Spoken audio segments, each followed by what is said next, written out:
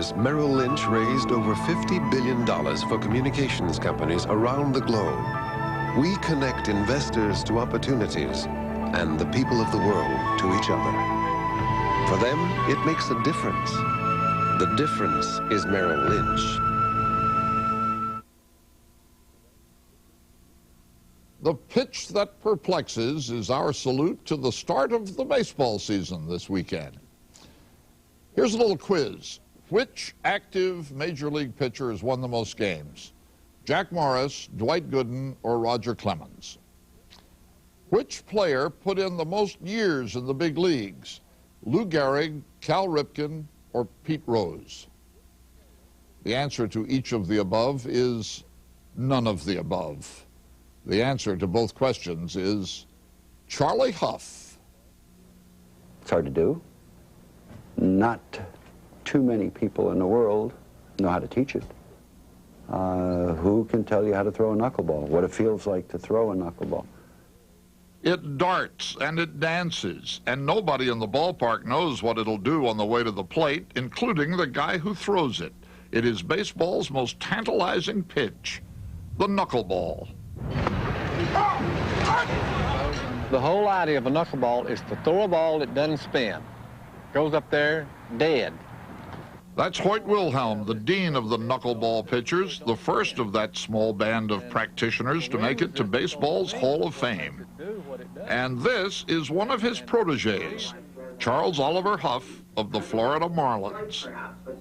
My second year that I threw a knuckleball, I got to play with Hoyt and changed the grip, changed my delivery a little bit, copied some of the things he did. It's not a knuckleball in the sense of the word, it's actually a fingertip The ball, year really, was the way I throw it. 1970. Wilhelm was at the end of a remarkable career. Charlie Huff was a young pitcher with a sore arm and not much hope for a bright future. But it was tremendous for me because I had no clue what I was doing.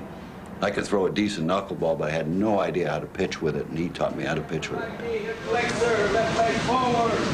Right knee, flexor, left leg. And for a quarter of a century, Charlie Huff has been the most durable pitcher in baseball.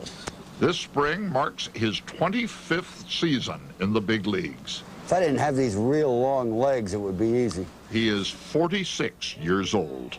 It's like a childhood dream to ever get to play a game in the big leagues, and I was one of those borderline prospect type guys and got lucky, came up with a pitch that very few people can throw, and I still really can't believe it that I've played this long. The traffic lights, they turn blue tomorrow.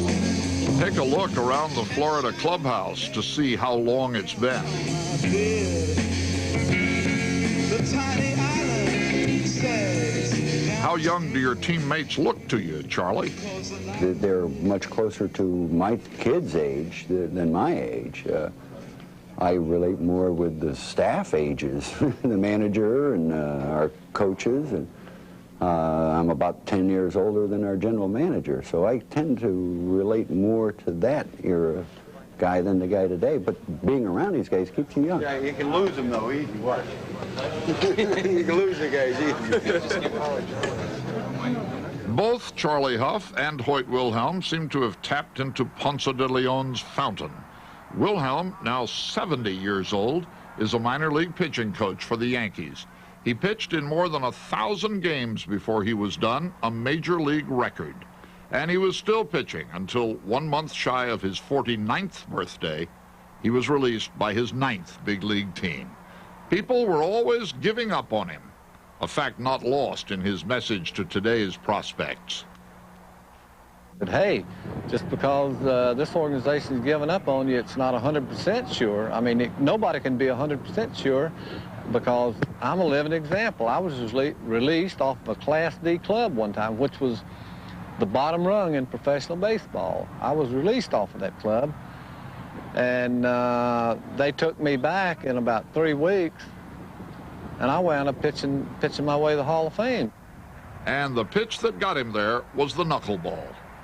Why don't all pitchers throw the knuckleball? I don't think anybody can really teach it. I mean, I can show a guy how I did it. I can show him how I did it. But like I said before, when you tell a guy to double his fingers up like that and try to throw that ball after he's thrown it all his life like that, it's just very difficult. It is also against the grain. Baseball scouts are looking for the young pitcher with a 90-mile-an-hour fastball, not a 60-mile-an-hour tantalizer.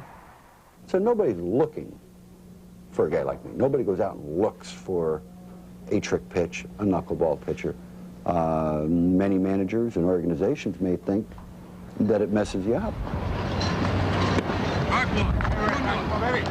When you throw it right, you've got an idea that I've started it in the strike zone. I started it where I want to. And then it's kind of out of your control. Unlike any other pitch, it just might do something different every time. And that's when it's really perfection. And that's when even the great big league hitters would rather be any place else but the batter's box. I mean, I've thrown them where the batter has swung and missed and hit them. They think it's a strike, they swing, whack, hit them in the chest. I remember a game in Cincinnati where I hit Pete Rose and Joe Morgan back-to-back on 2 strike pitches, hit them both in the head. And they didn't call it, but I'm sure both of them swung. Those knucklers hit them both in the head, and Charlie Huff is certain, even today, that they both struck out. Pretty hard not to laugh in situations like that. Not at the batter. Not at the batter. I have laughed with a few of my teammates. Yeah. Some of the games are fun. Playing a baseball game is pretty serious stuff. But there are times when plays happen that are just too much. I mean, you've just got to go ahead and laugh a little bit.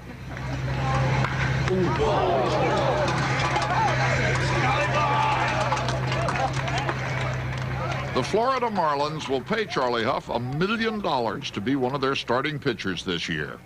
When he was pitching in Ogden or Santa Barbara or Albuquerque in the 60s, did he ever imagine in his wildest dreams that the knuckleball would make him a millionaire? No. You always try it. I mean, we had the same arguments. Salary negotiations, fighting, hating the general manager, arguing back and forth. Usually nobody had agents at that time, especially in the minor leagues. You didn't have an agent. You just argued like crazy for what you were going to make. I mean, we were arguing about $100 a month or a couple $1,000 a year, and nobody cared. And there was never any media coverage of it. I mean, guys would walk out of spring training, that's it, I'm not playing baseball anymore until you give me that $100. The major league gag. Uh-huh. Ha! We were robbed. We're going to kill you guys today. Thrashing.